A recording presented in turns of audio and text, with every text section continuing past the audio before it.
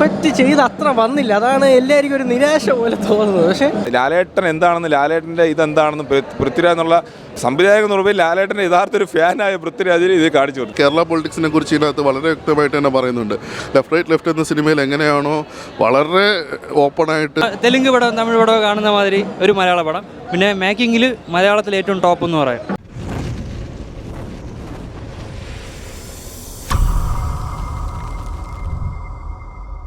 ഒരുപാട് പ്രതീക്ഷിച്ചിട്ട് പോയി, അതുകൊണ്ട് അത്ര അങ്ങോട്ട് വന്നില്ല. എന്നാലും പടം അടിപൊളിയായിരുന്നു.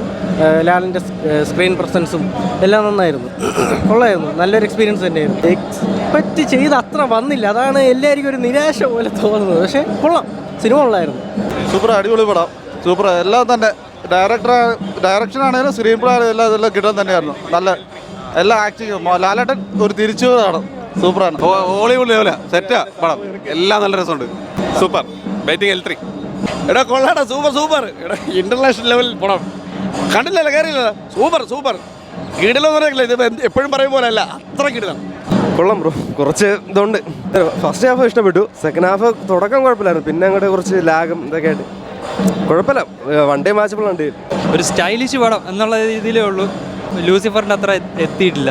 എമ്പുരാൻ ഒരു തെലുങ്ക് പടം തമിഴ് പടം കാണുന്ന മാതിരി ഒരു മലയാള പടം. പിന്നെ മേക്കിങ്ങിൽ മലയാളത്തിൽ ഏറ്റവും ടോപ്പ് എന്ന് പറയാം. ഒരു മലയാള പടം ഇതുവരെ ഇത്തരത്തിലൊരു മേക്ക് ചെയ്തിട്ടില്ല, കാരണം പുറത്ത് പോയിട്ട് ചെയ്തിട്ടില്ല. പക്ഷെ കൊള്ളാം, കുഴപ്പമില്ല. പടം കൊള്ളാം, നല്ല പടം, നല്ല പടം, നല്ല പടം. പടം നമ്മളെ എന്താ പറയുക, നമ്മളൊരു ഇൻ്റർനാഷണൽ മൂവി കണ്ട സിനിമ ഒരു പ്രതീതിയാണ് നമ്മളെ ഈ എമ്പുരാൻ കണ്ടിറങ്ങിയത്. കാര്യം മലയാള സിനിമയിൽ ഇങ്ങനെ ഒരു എന്താ പറയുക, ഇങ്ങനെ ഒരു ലെവലൊരു പടം ഇറങ്ങുമ്പോൾ നമ്മൾ ചിന്തിച്ചു പോകും. കാര്യം നമ്മൾ കണ്ടുകൊണ്ടിരിക്കുമ്പോൾ നമ്മൾ ഓരോന്നും നമ്മൾ വിചാരിക്കുന്ന ഫ്രെയിമൊന്നുമല്ല പടത്തിൽ. നമ്മൾ സാധാരണ ഒരു മലയാള സിനിമ കണ്ട ഒരു ഫ്രെയിമൊക്കെ ഉണ്ടല്ലോ, അതിൻ്റെ അപ്പുറം എക്സൈറ്റ്മെൻറ്റാണ് ഈ പൃഥ്വിരാജ് എന്നുള്ള സംവിധായകൻ എടുത്ത് വെച്ചിരിക്കുന്നത്. കാര്യം ഒരു സംവിധായകനെ ഒരു നടനെ എങ്ങനെയൊക്കെ ഉപയോഗിക്കാൻ പറ്റുമെന്നുള്ളത് ഈ പടത്തിലൂടെ തെളിയിച്ചു. കാര്യം ലാലേട്ടൻ എന്താണെന്ന്, ലാലേട്ടൻ്റെ ഇതെന്താണെന്ന് പൃഥ്വിരാജ് എന്നുള്ള സംവിധായകൻ എന്നുള്ളത് ലാലേട്ടൻ്റെ യഥാർത്ഥ ഒരു ഫാനായ പൃഥ്വിരാജിന് ഇത് കാണിച്ചു കൊടുത്തിരിക്കുകയാണ്. സിനിമ കുഴപ്പമില്ല. സിനിമ പല ഒരു എന്താ പറയുക, നമുക്കൊരു പല സെഗ്മെൻറ്റ് വൈസ് പോലെയാണ് ഇതിൻ്റെ സിനിമയുടെ കഥ പോകുന്നത്. നമ്മളെല്ലാവരും കാത്തിരുന്നത് അബ്രഹാം ഖുറേഷി ആരാണ് എന്താണ്. കാരണം ഇതിൻ്റെ ഇൻ്റർവ്യൂസ് എല്ലാം കണ്ടവർക്ക് മനസ്സിലാവും. കാരണം ഞാൻ പറഞ്ഞ പല കാര്യങ്ങളും സ്പോയിലറാണെന്ന് പലർക്കും തോന്നിയേക്കാം. ഇതിൻ്റെ എല്ലാ ഇൻ്റർവ്യൂസ് എല്ലാ പ്രസ് മീറ്റ് കുത്തിയിരുന്ന് കണ്ടൊരു വ്യക്തിയാണ് ഞാൻ. അപ്പം അവർ പറയുന്നുണ്ട് ഇത് 3 ഫ്രാഞ്ചൈസിയുള്ള ഒരു സിനിമയായിരിക്കും. മൂന്നാമത്തെ ഒരു സിനിമ അവർ ഓൾറെഡി അവരുടെ മനസ്സിൽ പ്ലാൻ ചെയ്തിട്ടുണ്ട്. ഖുറേഷി അബ്രഹാമിനെ കുറിച്ചുള്ളൊരു സിനിമയായിരിക്കും എന്ന് തന്നെ ഇൻ്റർവ്യൂസിൽ ലാലേട്ടൻ തന്നെ പറഞ്ഞിട്ടുണ്ട്.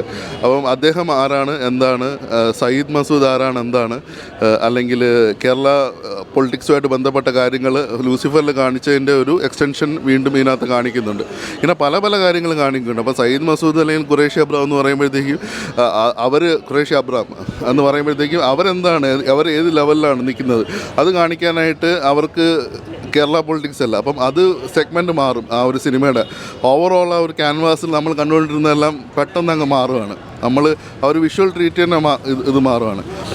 പിന്നെ ഇനി സിനിമ തുടങ്ങുന്നതെന്ന് വെച്ച് കഴിഞ്ഞാൽ ഒരു എന്താ പറയുക, ഇന്ത്യയിൽ പണ്ട് നടന്ന ഒരു സംഭവമായിട്ട് നമുക്ക് വേണമെങ്കിൽ കോർത്തിണക്കാൻ പറ്റുന്ന ഒരു കാര്യമാണ്. അത് ഭയങ്കര ഇമോഷണലി ഭയങ്കര എന്താ പറയുക, നമുക്ക് ഭയങ്കര ഡിസ്റ്റർബിംഗ് ആയിട്ട് തോന്നുന്ന കുറേ കാര്യങ്ങൾ അതിനകത്തുണ്ട്. അത് പക്ഷേ നമുക്ക് എന്താ പറയുക, അൺഫോർച്ചുനേറ്റ്ലി ഇതൊക്കെ ഇന്ത്യയിൽ നടന്ന കാര്യങ്ങൾ തന്നെയാണ്.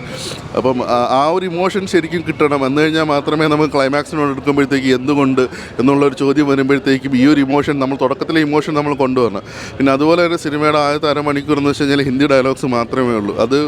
അതും ഒരു ഇൻ്റർവ്യൂസിൽ തന്നെ ഓൾറെഡി പറഞ്ഞിട്ടുള്ളതാണ്. ആദ്യത്തെ അരമണിക്കൂർ ഒരു ഹിന്ദി സിനിമ കാണുന്നത്. കാരണം അവർ വരുന്ന ആക്ടേഴ്സ് എല്ലാം ഹിന്ദി സ്പീക്കിംഗ് ഇതാണ്.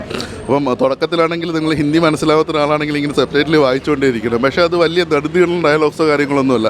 ഇനി അഥവാ സബ് ടൈറ്റിൽ വായിച്ചില്ലെങ്കിൽ കൂടെ തന്നെ നമുക്കത് കാണുമ്പോൾ തന്നെ മനസ്സിലാവും. കാരണം നമ്മുടെ ഒരു സിനിമയുടെ ആ ഒരു ഇത് നമുക്ക് ഇമോഷൻസ് നമുക്ക് ഓൾറെഡി കിട്ടും. പിന്നെ അതിനുശേഷം കേരള പൊളിറ്റിക്സിനെ കുറിച്ച് ഇതിനകത്ത് വളരെ വ്യക്തമായിട്ട് തന്നെ പറയുന്നുണ്ട്.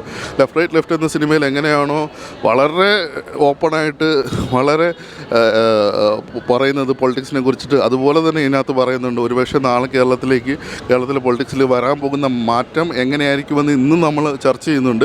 അക്കാര്യങ്ങൾ പോലും ഈ സിനിമയ്ക്കകത്ത് കാണിക്കുന്നുണ്ട്. ഇത് ഏതെങ്കിലും ഒരു പ്രത്യേക പാർട്ടിയെ എടുത്ത് മാറ്റിയിട്ട് ട്രോളാനോ അല്ലെങ്കിൽ അങ്ങനെ ട്രോളൊന്നുണ്ട് ഇതിനകത്ത് എല്ലാ പാർട്ടികളെയും. പക്ഷേ എന്നിരുന്നാൽ കൂടെ തന്നെ അതൊക്കെ റിയാലിറ്റിയാണ് ഈ സിനിമയ്ക്കകത്ത്. അപ്പം അങ്ങനെ കുറേ കാര്യങ്ങൾ വരുന്നുണ്ട്.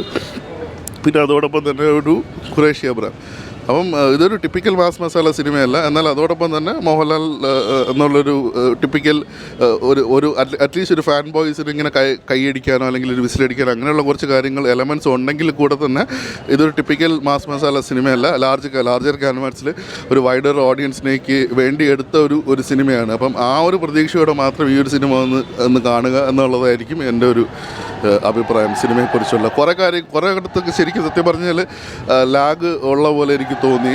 പിന്നെ അത് അവരുടെ സംവിധായകൻ്റെ ഒരു കോളാണ്. അത് എങ്ങനെയാണ് ആ കാര്യങ്ങളെല്ലാം പ്രസൻറ്റ് ചെയ്തത്. പക്ഷേ അദ്ദേഹത്തിന് തോന്നിക്കാണും ഇത്രയും സമയം എടുത്ത് തന്നെ ചെയ്യണമെന്ന് അദ്ദേഹത്തിന് തോന്നിക്കാണും. പക്ഷേ ഓവറോൾ കുഴപ്പമില്ല. പക്ഷേ എന്തുകൊണ്ടോ ഒരു സിനിമയുടെ തുടക്കത്തിൽ കിട്ടിയ ആ ഒരു ഹൈ മൊമെൻറ്റ് ത്രൂ ഔട്ട് എവിടേക്കോ ഇങ്ങനെ മിസ്സിങ് ആയതുപോലെ തോന്നി. ഒരു ഗ്രാഫ് ഇങ്ങനെ മുകളിലും താഴെ ഇങ്ങനെ പോകുന്ന ഒരു ഫീലായിട്ടാണ് എനിക്ക് തോന്നിയത്. ഇത് ഒരുപക്ഷെ വേറൊരു പെർസ്പെക്റ്റീവിൽ കണ്ടു കഴിഞ്ഞാൽ എനിക്ക് കുറേ കൂടി ചിലപ്പോൾ ഇഷ്ടപ്പെടുമായിരിക്കും ഇപ്പോൾ കണ്ടതിൽ നിന്ന്.